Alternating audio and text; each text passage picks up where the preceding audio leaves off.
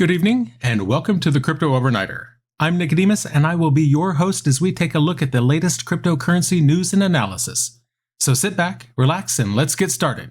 And remember, none of this is financial advice. And it's 10 p.m. Pacific, Thursday, August 10th, 2023. Welcome back to the Crypto Overnighter, where we have no sponsors, no hidden agendas, and no BS. But we do have the news, so let's talk about that. Tonight, we delve into a massive class action lawsuit, putting VC giants in the spotlight over the FTX scandal. The SEC and Ripple take center stage as their legal dance continues. PayPal's venture into the world of stablecoins faces political scrutiny, while France takes steps to harmonize with the EU's crypto regulations. The Bank of England makes strides towards their own digital currency, and finally, we see how New York stands tall in the crypto world with impressive adoption stats. 18 prominent venture capital firms, including Temasek, Sequoia Capital, Sino Global, and SoftBank, are facing a class action lawsuit in the United States District Court for the Northern District of California. These firms are linked to FTX. The lawsuit, filed on August 7th, accuses these investment firms of aiding and abetting FTX's fraudulent activities. The suit alleges these VCs used their influence and resources to bolster FTX's fraudulent operations to a multi-billion-dollar scale. FTX stands accused of violating various securities laws, as well as misappropriating customer funds. These VC firms are said to have painted a misleading picture of the exchange, asserting they had conducted thorough due diligence. FTX's former primary counsel, Fenwick & West LLP, is also under legal scrutiny. A class action lawsuit alleges the law firm established several shadowy entities that FTX and its top executives used to misappropriate customer funds. These entities, named North Dimension and North Wireless Dimension, are believed to have diverted misappropriated FTX customer funds. The lawsuit claims that Fenwick & West's services to FTX went beyond standard legal services. This means things like restructuring acquisitions in ways that evaded regulatory oversight and providing staff to implement strategies the law firm proposed. The lawsuit highlights the role of VC firms in potentially aiding FTX's fraudulent activities. For instance, Temasek, after an 8-month-long review of FTX's financials, audits, and regulatory checks, claimed to have found no issues. However, after FTX's collapse in November 2022, Temasek wrote off the entire $275 million investment in FTX. The executives responsible for the FTX investment took a substantial pay cut as well. Now here's where it gets a little weird. Temasek is a Singapore state-backed investment firm. That means, by extension, the Singaporean government falls under scrutiny for potential oversight failures. I don't know that necessarily is going to go anywhere, but still. The lawsuit against Fenwick & West suggests the law firm may have played a pivotal role in FTX's alleged fraudulent activities. The suit alleges that Fenwick & West was complicit in FTX's alleged fraud by not intervening in the purported misrepresentations to its customers. The law firm is believed to have benefited financially from FTX's alleged misconduct. From questionable VCs to the courtroom, let's switch gears to the ongoing legal dance between the SEC and Ripple Labs. It seems the courtroom drama never ends for these two. The U.S. Securities and Exchange Commission has taken a significant step in its ongoing case against Ripple Labs. The regulator has decided to file an interlocutory appeal concerning a judge's ruling on Ripple's programmatic sales of XRP. Interlocutory appeal was a new term on me. I had to look it up. It means the appeal of a non-final order issued during the course of litigation. This move comes after Judge Annalisa Torres delivered her verdict. That verdict said while Ripple's direct sales of XRP to institutional investors were in violation of securities law, its programmatic sales to retail investors through exchanges were not. The SEC's decision to appeal is not a blanket challenge to the entire ruling. Instead, it's targeting the part of the judgment that concerns Ripple's programmatic offers and sales of XRP over crypto trading platforms. Additionally, the SEC is focusing on Ripple's other distributions, which were exchanges of XRP for labor and services. The regulator believes that these transactions should be classified as securities under the Howey test. The implications of this appeal are significant. If the SEC's appeal is successful, it could set a precedent for how cryptocurrencies are treated under U.S. securities law. The outcome could not only impact Ripple, but also other crypto firms and the broader industry.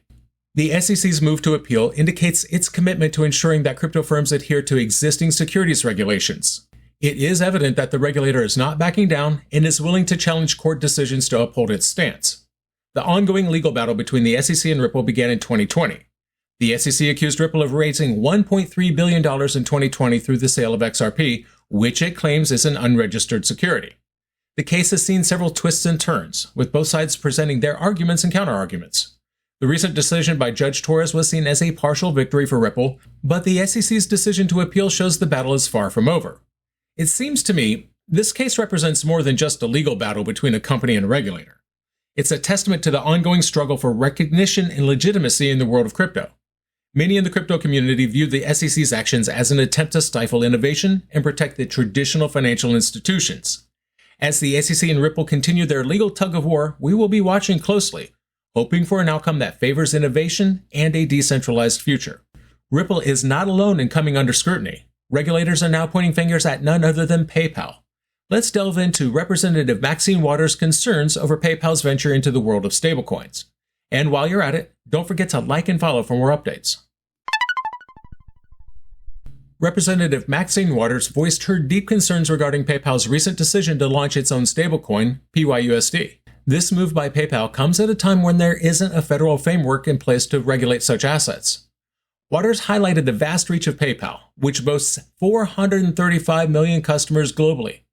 This number surpasses the combined online accounts of all major banks. Waters emphasized the need for federal oversight and enforcement of PayPal's stablecoin operations to ensure customer protection and address financial stability concerns. PayPal's announcement about the launch of its stablecoin was made in collaboration with Paxos. This token will be pegged to the dollar and will be made available to PayPal's U.S. customers over time. Waters did point out that the committee had advanced a regulatory framework for payment stablecoins last month. This framework, known as the Clarity for Payment Stablecoins Act, is supported by Representative Patrick McHenry. McHenry believes that this act will protect consumers through federal guidelines while also promoting innovation in the U.S.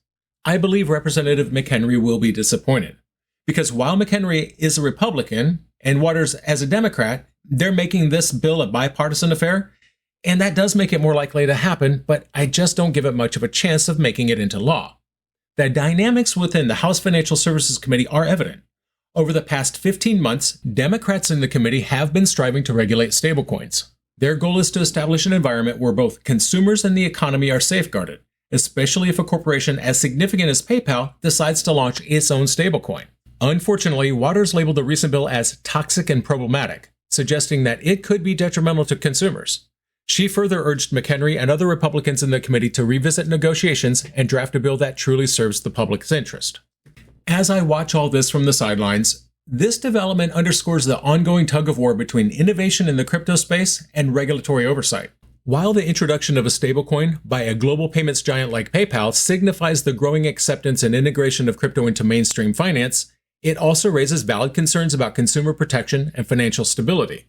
The skepticism and caution expressed by Waters resonate with many who believes that unchecked expansion in the crypto space could lead to potential pitfalls. On the other hand, stifling innovation could hinder the U.S. from maintaining a competitive edge in the rapidly evolving world of digital finance. The challenge lies in striking the right balance between fostering innovation and ensuring robust regulatory frameworks. From the U.S. to Europe, the regulatory landscape is ever evolving. France, already a pioneer in many ways, is making strides to align with the EU's MiCA regulations. Let's see what this means for crypto enthusiasts and businesses alike. The Autorité des Marchés Financiers, or AMF, is France's financial watchdog. The AMF unveiled a series of amendments to the nation's cryptocurrency regulations. This move is a strategic alignment with the European Union's Markets and Crypto Assets regime, a set of rules for digital assets and firms aiming to serve the EU's market. The AMF's announcement comes at a pivotal time. The European Parliament has given the green light to the MiCA framework, with its rules expected to roll out in the next 12 to 18 months. France, with its already established licensing system for cryptocurrency firms, is now fine-tuning its regulations to be in sync with MiCA. This proactive approach is a clear invitation to crypto companies worldwide to consider France as a favorable destination for registration and operation. The AMF has introduced two primary changes.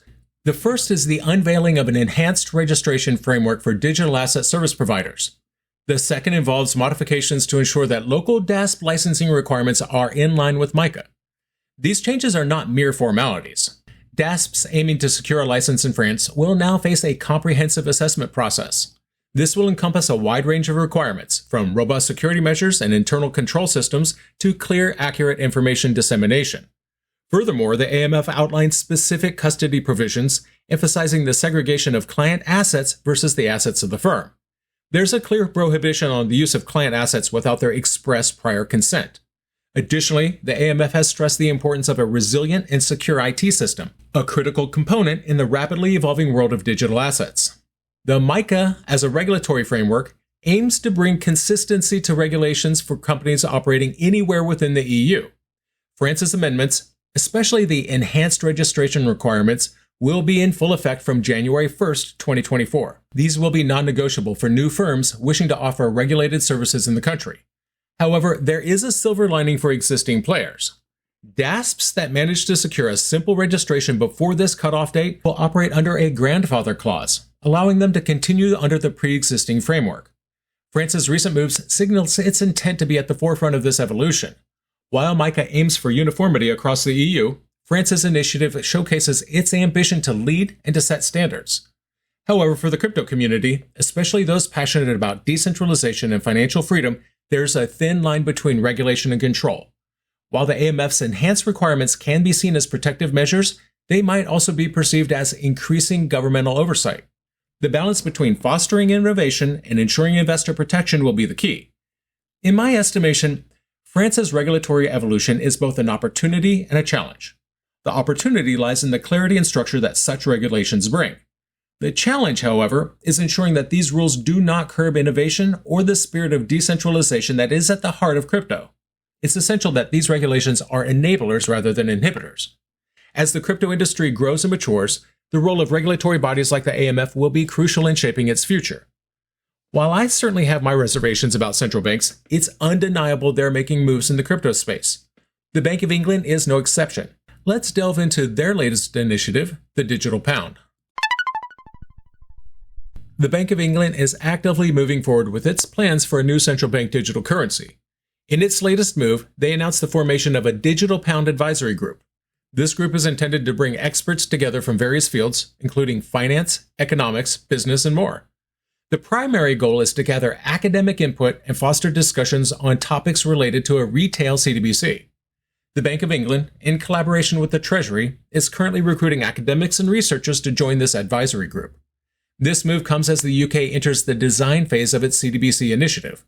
The Academic Advisory Group aims to consolidate expertise across multiple disciplines to provide valuable insights into the development of the digital pound. Earlier in February, the UK initiated a consultation on the digital pound. This consultation was a joint effort between the government and the Bank of England. Both entities believe that the introduction of a digital pound is likely in the foreseeable future, and as a result, the Bank of England is gearing up for an experimentation and design phase that is expected to span the next 2 years. The BOE's decision to move forward with a digital pound is indicative of the global shift towards digital currencies. Central bank digital currencies in particular have been a topic of intense discussion and research in various countries. The Bank of England's approach, which involves seeking expert opinions and promoting interdisciplinary discussions, reflects a thoughtful and comprehensive strategy. Furthermore, the Bank of England has also expressed its intention to recruit members for its CBDC engagement forum. This forum has been established to address the practical challenges associated with the design, implementation, and operation of a CBDC. The bank is also reaching out to stakeholders to gather information on potential use cases for offline payments and the requirements merchants might have for a digital pound design. Now here's my take. This move towards a CBDC by central banks like the Bank of England should be met with skepticism. While the digital pound might offer a new way to transact, it's essential to remember that it will still be under the control of central authorities. The introduction of CBDCs are an attempt by governments and central banks to maintain their grip on the financial system even as the world moves towards a more decentralized future. Crossing the pond back to the US, New York stands as a beacon for crypto adoption. With a staggering 19% of its residents owning cryptocurrencies, let's see what the Big Apple brings to the crypto table. And if you're enjoying the insights, make sure to subscribe and turn on those notifications. Coinbase recently released a report series. This report series highlights crypto innovation at the state level in the United States. The fourth edition of this series focuses on New York. The report reveals that 19% of New York residents own cryptocurrencies. Furthermore, 1 in 3 New Yorkers believes that crypto makes the financial system fairer. They also view it as a promising investment for the future. Now, New York is not just a hub for finance and technology. The state is home to 692 blockchain organizations and over 800 founders. More than half of the Fortune 100 companies have engaged in crypto, blockchain, or Web3 initiatives since 2020. Most of these initiatives come from the tech, financial, and retail sectors. Many of these Fortune 100 companies are based in New York. The New York State Department of Financial Services has also taken steps to improve its supervision of digital currencies. On February 21st, the department announced enhancements to its ability to detect crypto-related illegal activities.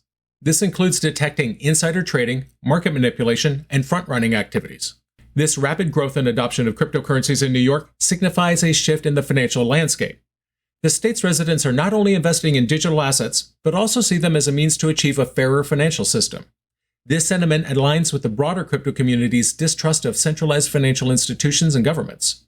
The increasing number of blockchain organizations and founders in New York further emphasizes the state's position as a leader in the crypto movement. The proactive steps taken by state regulators strive for a balanced approach, ensuring that innovation thrives while protecting investors. The enthusiasm for crypto in New York and the broader US is a testament to the transformative power of digital currencies and blockchain technology. So, what happened? In the FTX scandal, 18 prominent VC firms face accusations of supporting FTX's fraudulent activities. Fenwick & West, FTX's former primary counsel, is under fire for alleged involvement in shady dealings. The tale of FTX showcases the tangled web of crypto relationships and the need for transparency and accountability. The SEC has taken a bold step against Ripple Labs, appealing a recent court decision. This ongoing battle highlights the greater struggle of crypto recognition and the push for financial freedom against regulatory oversight. Congresswoman Maxine Waters voices concerns over PayPal's new stablecoin, emphasizing the need for federal oversight. This debate shows the tension between fostering innovation and ensuring regulatory safeguards. France aligns its cryptocurrency regulations with the EU's MiCA, making a call to global crypto firms. These changes reflect France's ambition in the crypto space, while also addressing concerns around decentralization and governmental oversight. The Bank of England pushes forward with its Digital Pound initiative, forming an advisory group to gather academic insights. Their journey highlights the global shift towards CBDCs, and the crypto community remains watchful of central banks' control over the digital future. Lastly, New York shines in crypto adoption with 19% of its residents owning crypto. The state's commitment to both innovation and regulation paints a promising picture for the future of crypto. And that's going to do it for us tonight. I want to thank you, my listeners, because when you stop listening, I will stop talking. If you enjoyed tonight's show, then please like, follow, subscribe, leave a rating, or maybe a review. And in the meantime, we'll see you tomorrow night.